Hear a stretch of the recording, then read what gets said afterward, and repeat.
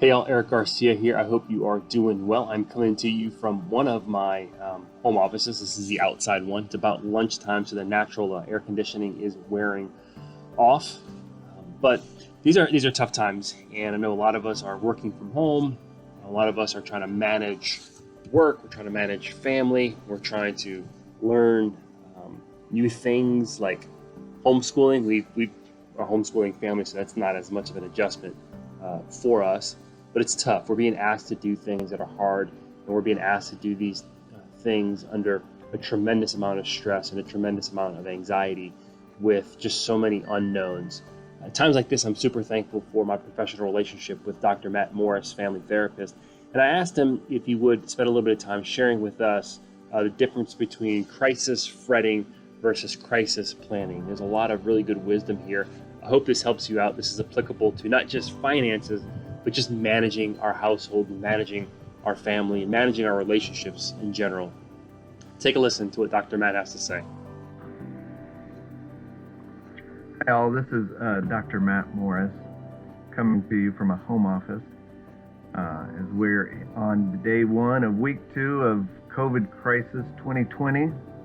And I just wanted to make a short video to talk a little bit about the difference between crisis fretting versus crisis planning. Crisis fretting is what we all want to be avoiding as much as possible right now. You know, when we're feeling threatened in any way, be it a car racing toward us or an angry dog coming toward us, or trying to figure out how we're going to deal with an invisible virus over the next month. When we're feeling threatened, our minds shift from thoughtful and really well planned out judgment and reason. Our minds shift from that to action. You know, neurologically, we shift into trying to protect ourselves and those around us, so that we shift from, how could I best handle that, to, let me do something really quick. We jump really quick to action, and we're not making well thought out and well reasoned decisions. We're acting on impulse. Neurologically, we really become hyper focused. We develop a kind of tunnel vision that allows us to exclude a lot of information so that we can focus on the threat. The threat is the most important, and responding to the threat. And so we're not taking in all of the other details, all the other information. You know, even our senses really become focused on the thing that's immediately around us. So we don't actually see a lot of things around us or hear a lot of noises around us when we're threatened, because neurologically we shift to this kind of tunnel focus. So, does that sound like a good neurological space to be in, or time to be in, to be planning out the next month? No, it doesn't. In really difficult times, in really stressful times, or let me say it a different way, in times when we're feeling really threatened and uncertain about what's next, it's best to just focus more on now. Focus on now.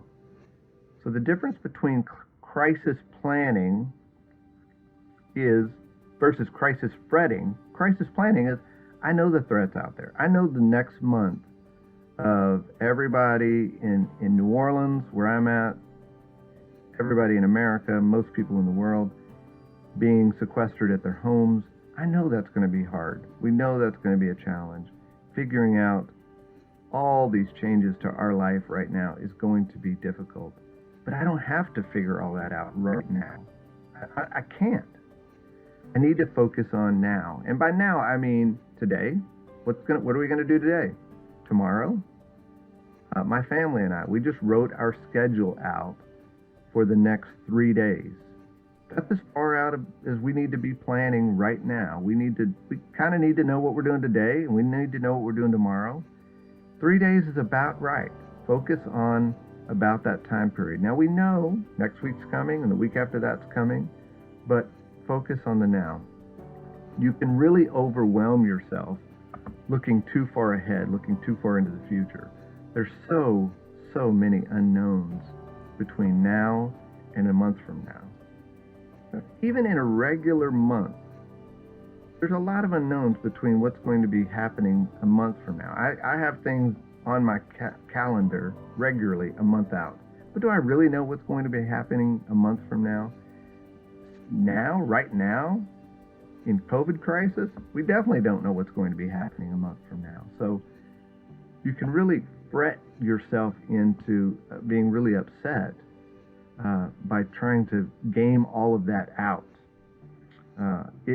Gaming all the possible scenarios out for the next month is maddening. It's crazy making. It's anxiety producing. And crisis fretting will just drive you crazy. Crisis planning, however, what are we going to do today, this week, is wise and reassuring and smart. Crisis planning.